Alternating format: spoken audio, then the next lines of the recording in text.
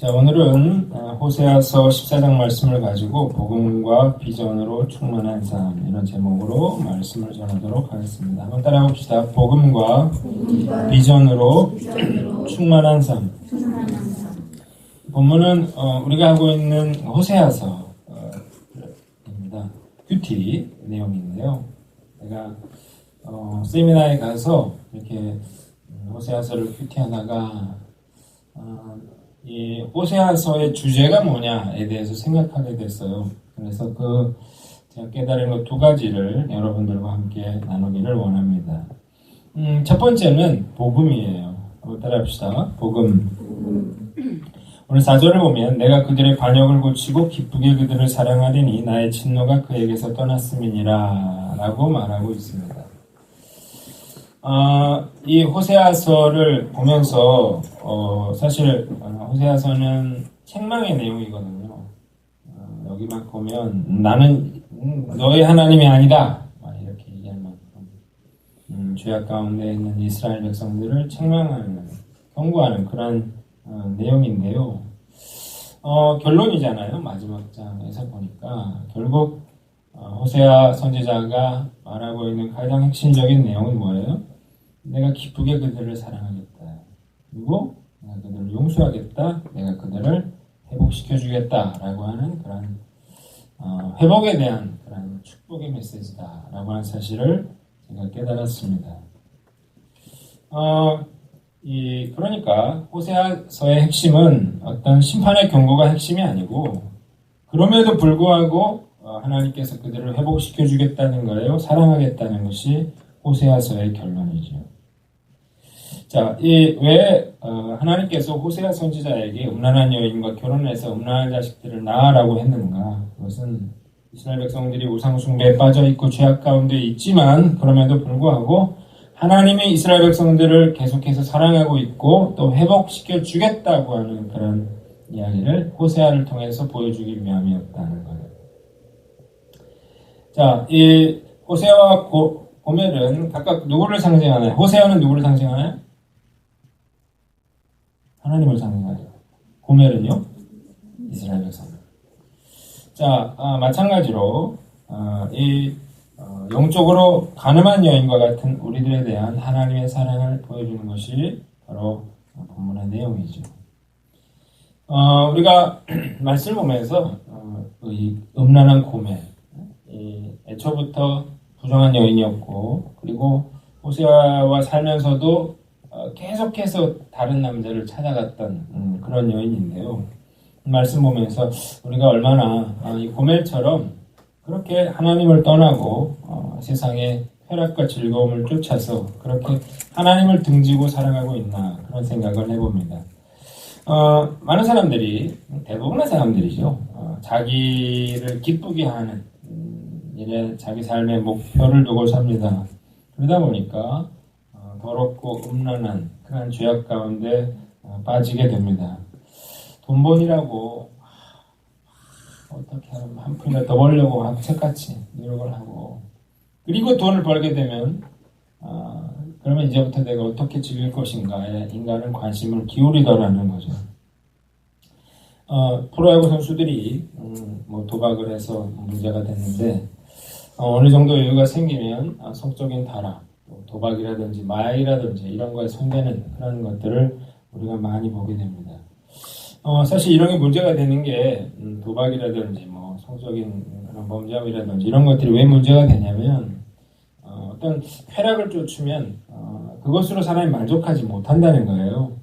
더 큰 그런 쾌락을 꿈꾸는 거죠. 도박도 작은 걸로 시작해요. 그런데 내가 땄다고 하는 기쁨, 그러나 이제 그것으로 만족이 안 되고 더 큰 돈에 베팅을 하게 되면서, 그러면서 이제 망하게 되는 것이죠.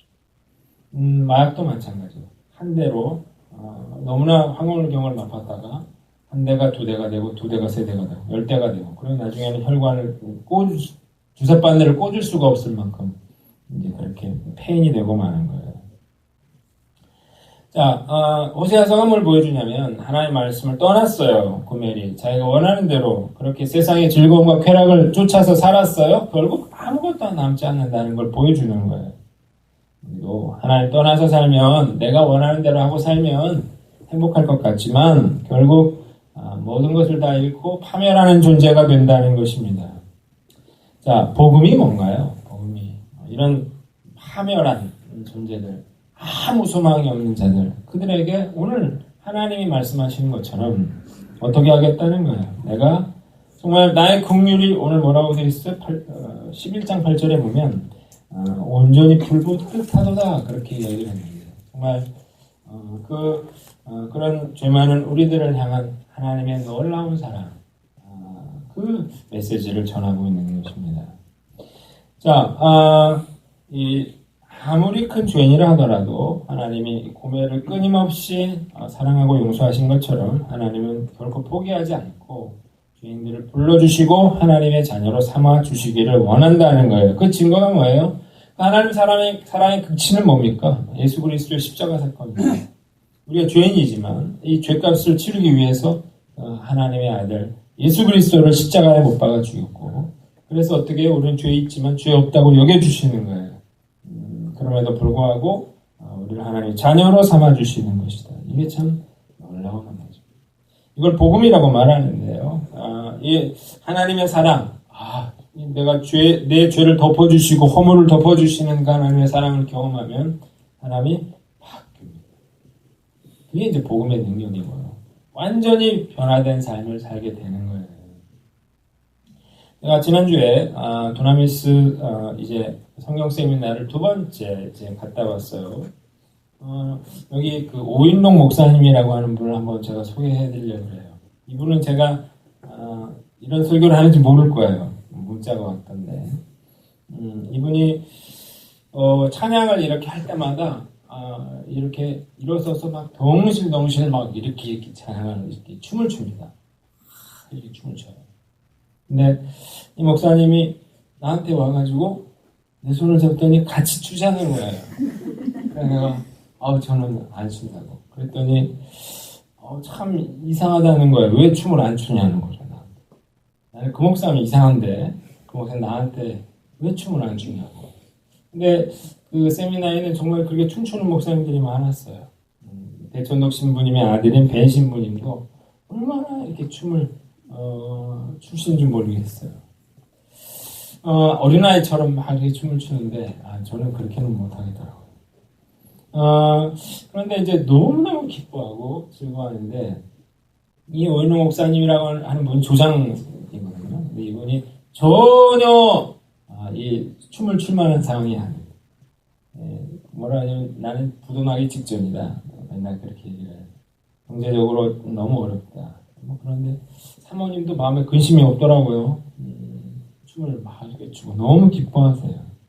그러면서 저를 볼 때마다 제가 너무 좋다면서 막 저를 막 이렇게 안아줍니다. 볼 때마다 이렇게 꼭 안아야 돼요. 그걸 제가 안는데 공주병이 아니라 내가 실제로 그분이 나한테 그렇게 해가지고.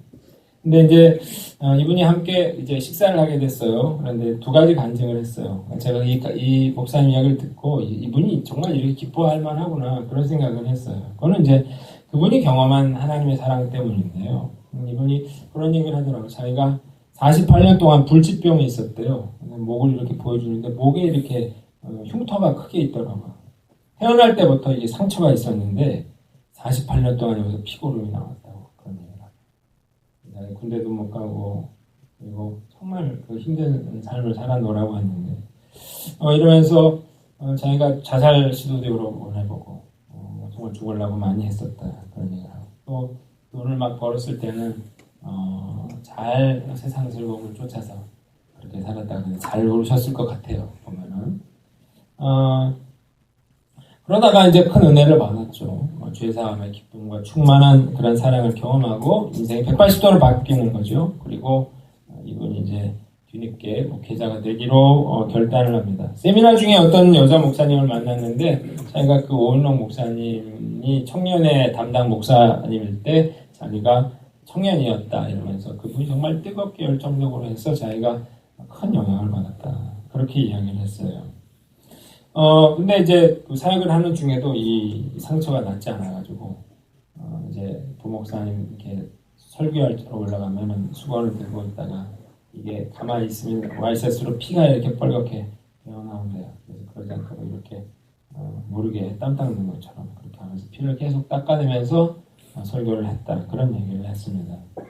그런데 정확히는 잘 모르겠어요. 제가 식사하다 들은 얘기라 이거 개척하신 후인지 전인지 모르겠는데 어느 날 기도 중에 주님의 음성이 들렸대요. 주님이 본인에게 물었대요. 건강과 가난 중에서 둘 중에 하나 택하라. 여러분들 같으면 뭘 택하겠습니까? 네? 상처가 낫기를 원하느냐, 가난해지기로, 가난을 택할 거냐, 아니면 상처를 택할 거냐? 뭘 택합니까? 상처가 나요. 그래서 제가 상처를 낫게 해달라 기도를 했더니, 정말 그날부로 이게 아물기 시작해서 48년 동안 피고름이 났는데, 그게 깨끗이 아물었다 그래요. 재래식 화장실에서 똥물을 기르다가 먹기도 했는데, 그렇게 안 났던 게, 이제 나은 거죠.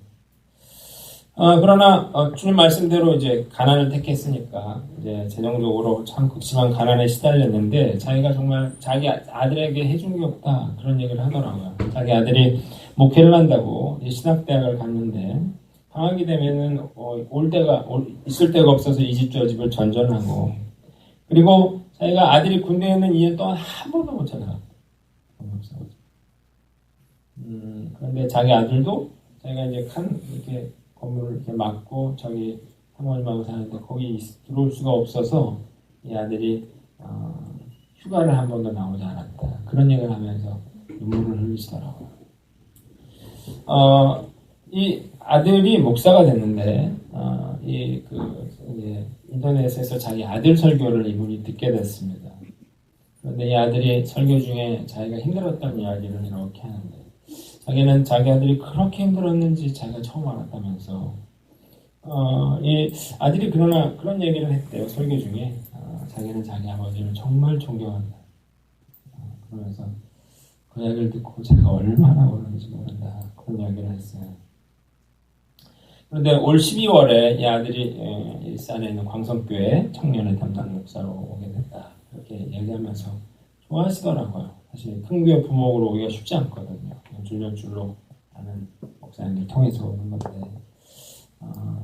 하나님이 은혜를 주셨다. 그렇게 얘기를 했는데 제가 목사님 보면서 이분이 이렇게 기뻐하는 이유는 그러나 고생을 많이 했기 때문도 아니고 하나님의 질병을 고쳐줬기 때문도 아니고 아들이 큰 교회 가게 됐기 때문도 아니고 정말 아무 소망 없고 쓸모없는 자신을 끝까지 사랑하시고 그렇게 은혜를 베풀어 주시고 사랑을 경험하게 해주시는 것 그게 정말 이 목사님이 기쁜 거구나. 그러면서 그래요. 자기가 예전에는 그렇게 많이 울었대. 근데 지금은 웃지 않고는 견딜 수가 없대. 너무너무 기뻐해요. 그러면서 더 신동실 춤을 추는 거죠. 자, 여러분 이게 복음이라는 생각이 드는 거죠. 복음, 자격 없는 자에게 하나님이 그럼에도 불구하고 우리의 죄악과 허물을 덮어주시는 다시 시작할 수 있는 그런 사랑. 그렇게 힘들어하는 사람들을 찾아와 주시죠. 그래서 그들이 잃어버린 것들, 비어있는 마음들을 주님의 사랑으로 채워줍니다. 자, 그리고 다시 시작하게 하는 거예요. 과거에는 어떤 모습으로 살았든지 간에 앞으로 소중하고 가치 있는 삶을 살게 하게 하시는 거예요. 다시는 슬퍼하고 후회하는 그런 삶이 아니라 정말 영광스럽고 감사한 삶을 살게 되는 거예요. 그래서 어떻게 해요? 춤을 출 만큼 기뻐하게 되는 거예요. 자, 이게 바로 복음의 능력입니다. 우리 인생은 참 그 자체가 눈물이고 슬픔입니다. 그래서 겉으로는 웃어도 속으로는 눈물을 흘리죠. 사람들이 괴로우니까 그래서 술을 마시는 거고 잊어보려고 하는 거고 하는 거예요. 낮에도 슬픔과 걱정 가운데 있고 밤에도 괴로워하며 몸부림치는 것이 우리의 인생인데요.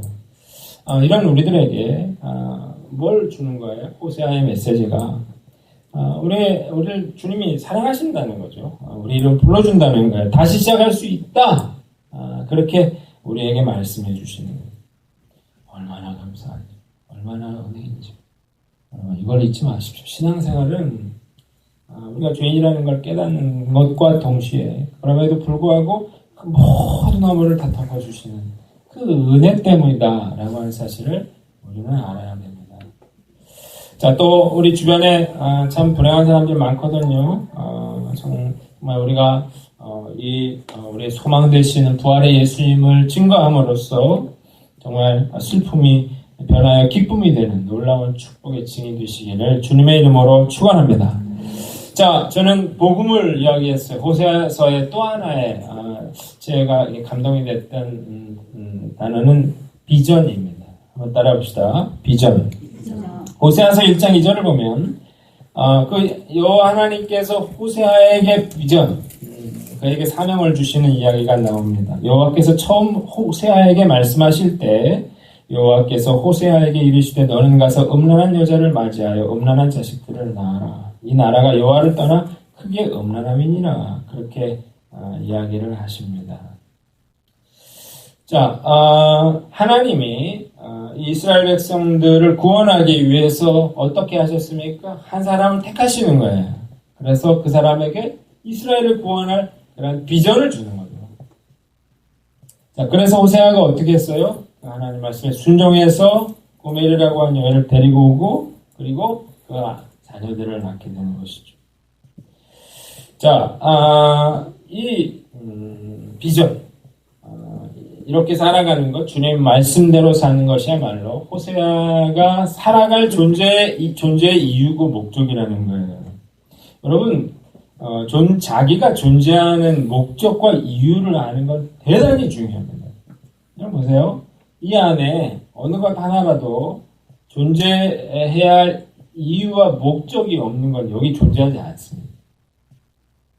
만약에 뭔지 모르는 거라면 어떻게 되겠어요? 쓰레기통으로 가게 되는 거예요. 쓸모없는 게 되는 거예요. 의자가 있어요. 의자가 이게 부러져가지고 앉을 수가 없게 되면 갖다 버려지는 거거든요. 마이크가 이게 작동을 안 하게 되면 얘는 교체해야 되는 거예요. 스피커도 마찬가지예요. 다 어떤 존재의 목적과 이유가 있기 때문에 이 자리에 있는 거죠. 자, 그런데 참 이상한 건 우리가 많은 사람들이 자기가 왜 사는지를 몰라요. 하나님이 나를 향한 나에게 주시는 비전과 이 존재의 목적과 이유를 잘 모른 채 살아가는 거예요. 뭘 위해 살아요? 먹고 사는데 모든 걸 쏟고 그리고 어떻게 해요? 즐기고 놀고 먹고 마시는데 모든 인생을 쏟으면서 그러니까 허무하죠 인생이. 나는 뭔가 나이는 계속 먹어가고 죽음은 가까워져 오고 나는 도대체 왜 존재하는가 이런 허무함 속에서 살게 되더라고요. 자, 여러분 사람의 존재 가치는 존재 목적에 달려 있습니다. 존재 목적을 모르면 쓸모없는 존재가 됩니다.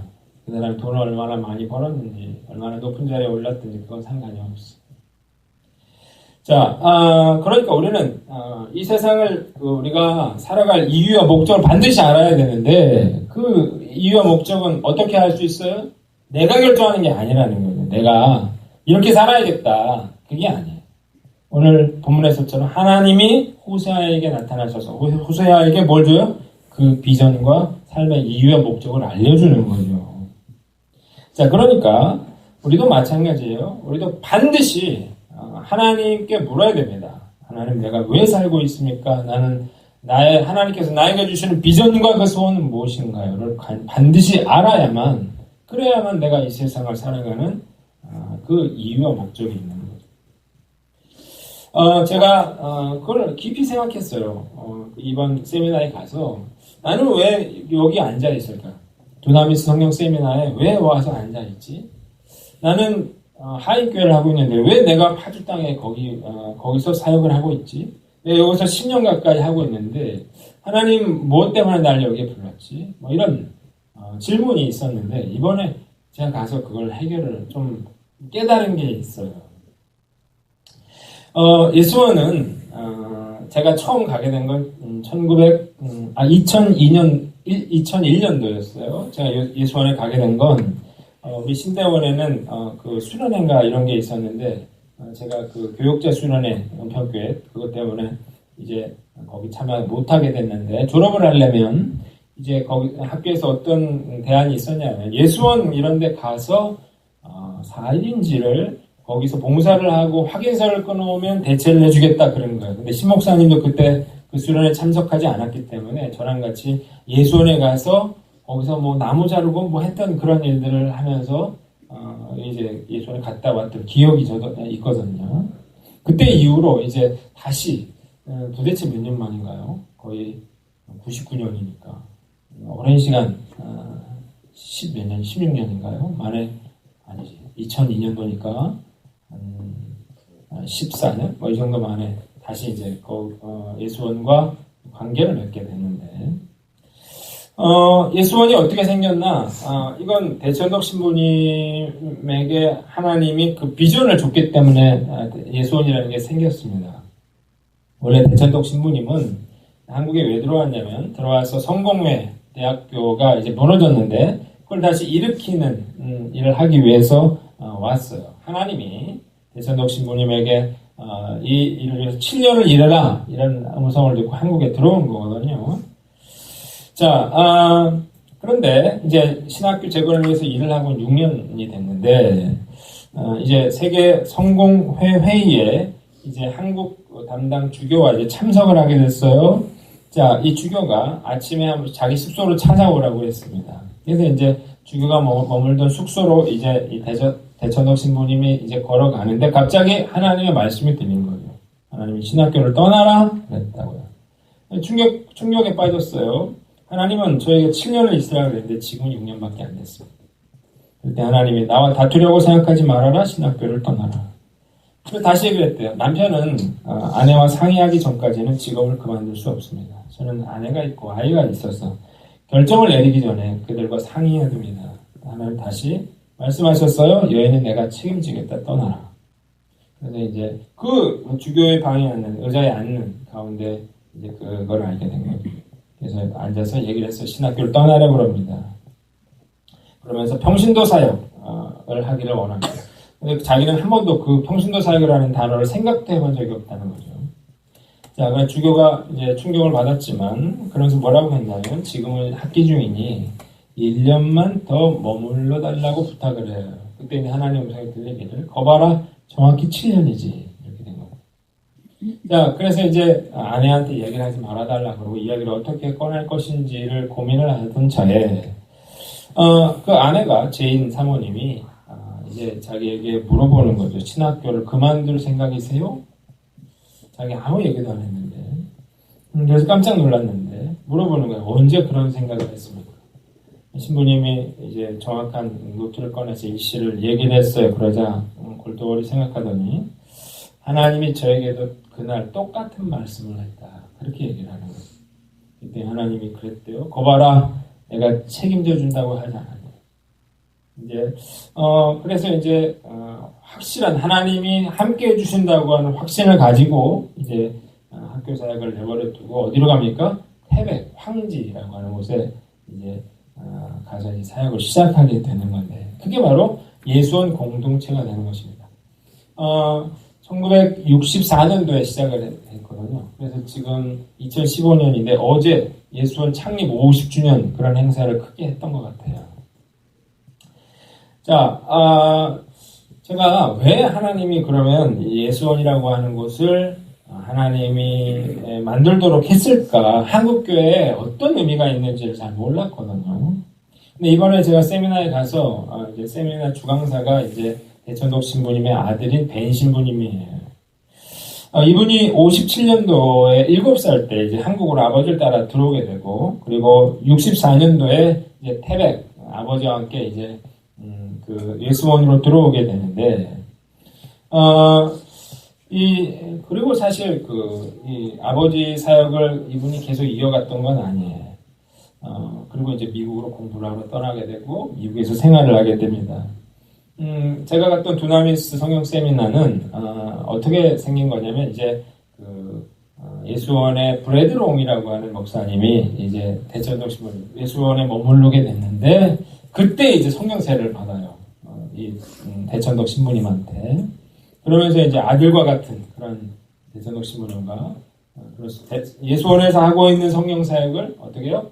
이 브래드롱이라고 하는 목사님이 이제 그 사역을 시작을 하게 되는 거예요. 미국에서 PRMI라고 하는 단체를 이제 세워가지고 사역을 하게 됐는데, 이제 그 PRMI하고 예수원의 대천덕 신부님하고 같이 이제 성령 사역을 시작하게 된 게 이제 두나미스 프로젝트인데, 이제 그 대천덕 신부님이 돌아가시게 되면서 이제 벤 신부님이 이제 이런 사역을 시작하게 되는 거예요. 사실 이 벤 신부님은 처음부터 이 아버지 사역에 참여할 생각이 없었대요. 2002년도에 이제 대천덕 신부님이 돌아가시게 되는데, 그래서 이제 한국으로 돌아오게 됩니다. 들어왔더니 사람들이 이제 아버지 돌아가셨으니까 예수원을 좀 뒤이어서 좀 해달라 이런 얘기를 했는데, 자기는 절대 못한다고 그렇게 얘기를 했대요. 자, 그런데 그러면서 이제 미국에서 뭐 여러 앤더슨 컨설턴트도 하고 또 크리스천 스쿨 창립자 겸 교장의 일을 하면서 살았는데, 이제 그런 제안을 계속 받았죠. 그러던 중에 어떤 분이 이제 자기를 찾아와서 창세기 2장 10절의 말씀을 하더래요. 에덴 동산의 이야기인데, 강이 에덴에서 발원하여 동산을 적시고 거기서부터 갈라져 내 근원이 되었다. 그런 이야기를 자기에게 했대요.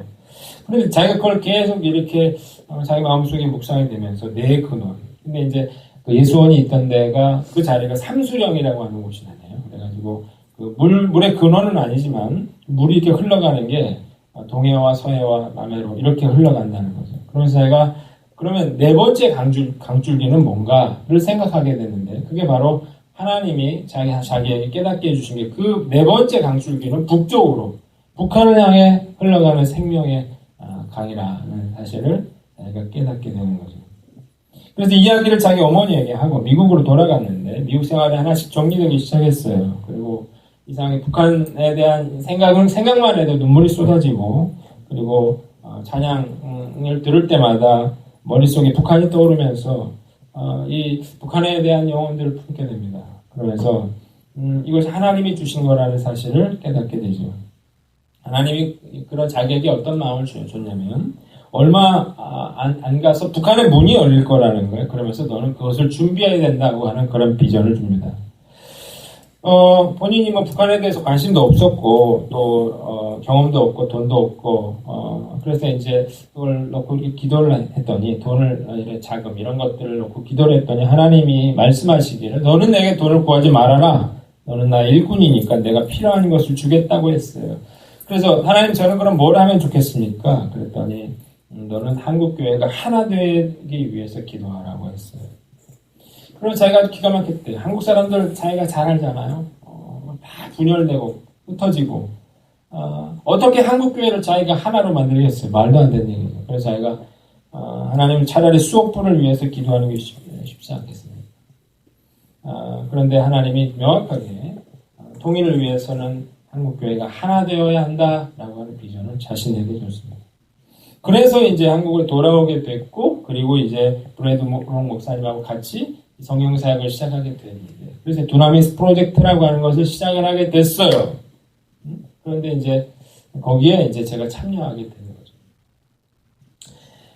이 두나미스 세미나에는, 성경 세미나에는 뭐 이렇게 광고를 안 하기 때문에 따로 연줄로 그냥 아는 사람이 가는 거예요. 광고를 하면 이상한 목사님들이 온다고 그래가지고 광고를 안 한대요.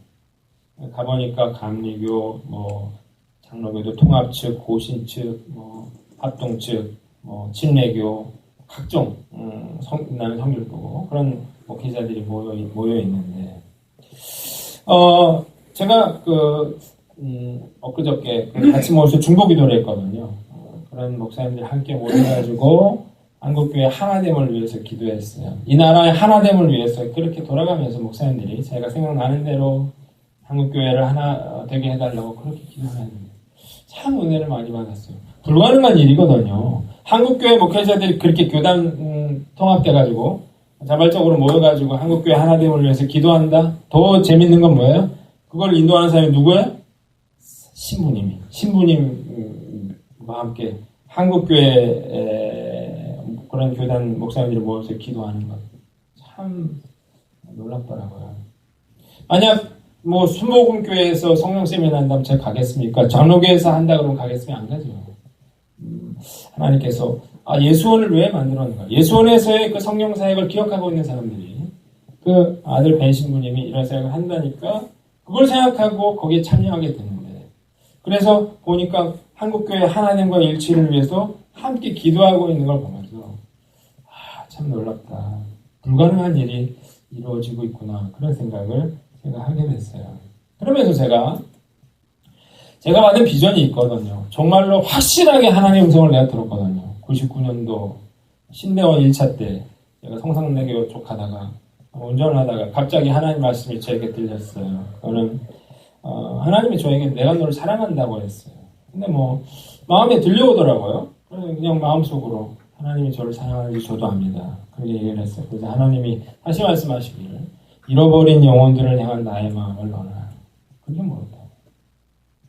저는 애도 없었고 잃어버린 영혼에 대한 잘 몰랐거든요. 그냥 전도해야 되니까 하는 줄 알았어요. 그런데 갑자기 가슴이 슬픔이 밀려오는데 하나님이 저에게 뭐라고 했냐면 내가 너를 사랑하는 것처럼 잃어버린 저들도 내가 사랑한다. 그런 얘기를 하는데 정말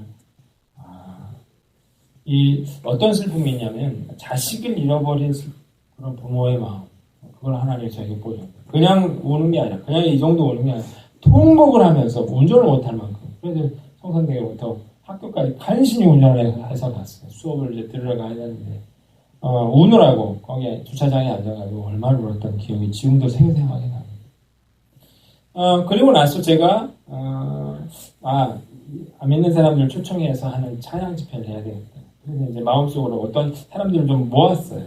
그 사람 찾아갔어요. 그래서 그 얘기 딱 했어요. 내가 하나님이 나에게 내가 너를 사랑한다고 하고 잃어버린 영혼들을 향한 나의 마음을 너는 아느냐고. 근데 그 얘기를 했더니 사람들이 울더라고요. 그리고 잘 같이 하겠다. 그래가지고 이제 찬양팀 만들어졌고 그래서 교회에서 이제 집회를 하게 됩니다.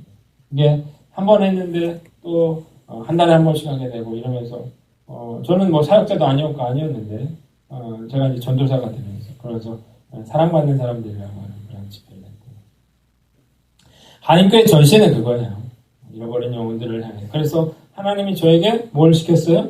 개척하라고 하는 음성을 줬기 때문에 그래서 제가 개척을 하게 됐고 이 교회에서 우리 도서관 축제니 이런 다양한 퀼트 모임이라든지 그런 전도 모임 이런 것들을 하는 이유는 내가 기존 신자가 아니라 보통 그렇게 많이 하잖아요. 교회들이 전도한답시면서 그 교회 붙은 집만 이렇게 전도지 붙이는 데가 많거든요. 네.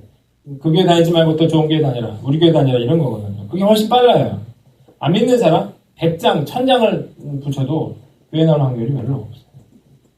그러나 저는 거기에는 별로 관심이 없었기 때문에 그래서 이런 형태의 그런 교회 사역들을 제가 해온 거예요.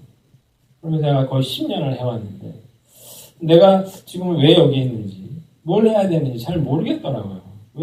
그래서 이제 잃어버린 영혼들을 위한 사역을 하다 보니까 그러면서 도서관 사역 이런 사역뿐만 아니라 선교 사역 이런 것들을 이제 하게 됐는데 그건 왜 이런 것들을 해야 되는지 앞으로 나는 뭘 해야 되는지 그런 질문이 들더라고요.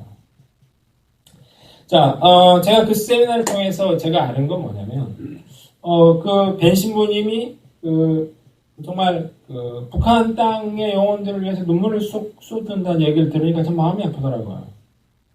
나는 파주 살잖아요. 제일 가까운 데 살잖아요.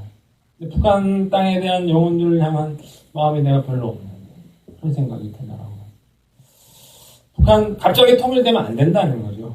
그리고 한국교회가 일치가 그래야만 북한이 복음화 제대로 된 교회가 세워질 수 있다는 말에 제가 100% 동감합니다. 그러면서 이게 하나됨을 통해서 나는 성령으로 충만해 보려고 성령사역에 관심이 있어서 거기 갔지만 하나님이 한국교회 하나됨을 위해서 북한 땅을 품는 그런 마음들을 통해서 나에게 어떤 또 다른 비전을 주시지 않을까 그런 마음이 생기더라고요. 우리 한인교회 그냥 우연히 생긴 것이 아니라 하나님께서 이 통일을 위한 한국교회 하나됨을 위해서 정말 일하시기 위해서 이 교회를 세우신 게 아닌가 그런 생각이 들더라고요. 제가 강의 중에 대부흥의 역사들이 어떻게 왔는가 봤더니 어떤 교권이라든지 돈이라든지 힘이라든지 이런 교회들을 통해서 이런 부흥이 일어난 게 아니라 정말 가난하고 힘들고 어렵지만 정말 믿음의 본질을 가는 그런 믿음의 사람들을 통해서 하나님의 부흥을 이끌어 왔더라고요. 비록 정말 부족한 그 몇 되지 않는 그런 교단의 목사님들이지만 작은 교회 목사님들이지만 정말 하나됨을 위해서 그렇게 기도하는 걸 보면서 이건 정말 하나님이 하신 일이 아닌가 그런 뭔가 하나님이 이렇게 이끌어 가시는 일이 있지 않나 그런 생각이 들더라고요. 자, 저는 여러분들에게도 하나님이 그런 뭔가 분명한 확실한 비전을 주실 거라고 저는 믿습니다. 이건 아니에요. 내가 돈을 많이 벌면 내가 주님을 위해서 쓰겠다. 그건 아니에요. 그건 비전이 아니에요. 제가 그 단양 관광호텔이라는 데서 머물렀는데 꼭 기억하세요. 어디라고요? 단양 관광호텔. 거기 꼭 갔다 오세요. 단양 베네키아라는 곳인데 너무 좋아요. 그 음식이 너무 맛있어요. 근데 이제 거기 이제 우리 음식 먹을 때 어떤 분이 이렇게 너무 예쁘고 잘생긴 이렇게 젊은 사람들 둘 데리고 이렇게 뭐 하더라고요. 저분이 누군가 했더니 그분이 사장님이라고 하더라고요. 권사님인데 그리고 그 둘은 아들이고 며느리라 그런데 우리 대접해 준다고 그 사장님이 직접 나와가지고 그렇게 막 반찬 달라주고 이런 걸 하는데 너무너무 정성껏 해주는 거예요. 이분 얘기 들어보니까 관광호텔 하면서 제일 먼저 한 거는 그 나이트 클럽을 폐쇄했대요. 그게 돈이 제일 많이 됩니다. 나이트 클럽 폐쇄하고 그리고 보통 호텔이 대시를 하는데 그거를 못하게 했대요. 하루치를 1시간을 써도 하루치를 다 받으니까 사람들이 안 오더라는 거예요. 더 놀라운 것은 직원들의 주일 성수를 위해서 주일날 결혼식을 하는다. 그렇게 들으니까 참 이분 대단한 사람이에요. 하나님이 이 호텔하고 연결을 해줘가지고 정말 저렴한 가격에 이렇게 좋은 정말 뜨겁게 기도해도 뭐라고 하는 사람도 없고 참 그러면서 걱정이 되더라고요. 이 호텔 망하면 어떻게 하지? 그런 걱정이 되는데 정말 그 사장님이 어떤 사명감을 가지고 호텔을 하는 걸 보니까 참 너무 감사한데 난 뭘 느꼈냐면 그분은 목사님들 섬기려고 했죠. 근데 넓은 의미에서 보면 한국교회 일치와 뭐예요? 북한 땅에 그런 북한 땅을 품는 그런 사역에 통참하는 그런 일에 쓰임받고 있구나. 이분들이 그런 어떤 그 역사 속에 있는 그런 사명들을 감당하게 되는구나. 그런 생각이 들더라고요. 자, 저는 여러분들도 반드시 그런 비전들을 품어야 된다고 저는 믿습니다. 자, 어떻게 해야 될까? 첫째로 비전을 위해 기도하자는 겁니다. 따라오자. 기도하자. 뭐라고 했어요? 비전은 내가 결정하는 게 아니에요. 내가 하고 싶은 걸 하는 게 아니에요. 하나님께로 받는 것입니다. 왜 못 받습니까? 관심이 없기 때문에 그래요. 비전에 대한 생각이 없기 때문에 그래요. 우리가 기도하고 때를 기다리면 하나님 반드시 저와 여러분들에게 나의 비전은 무엇인지, 내가 뭘 위해 살아야 되는지 그런 확실한 응답을 주실 줄 믿습니다. 두 번째는 성령 충만하자는 것입니다. 따라서 성령 충만하자.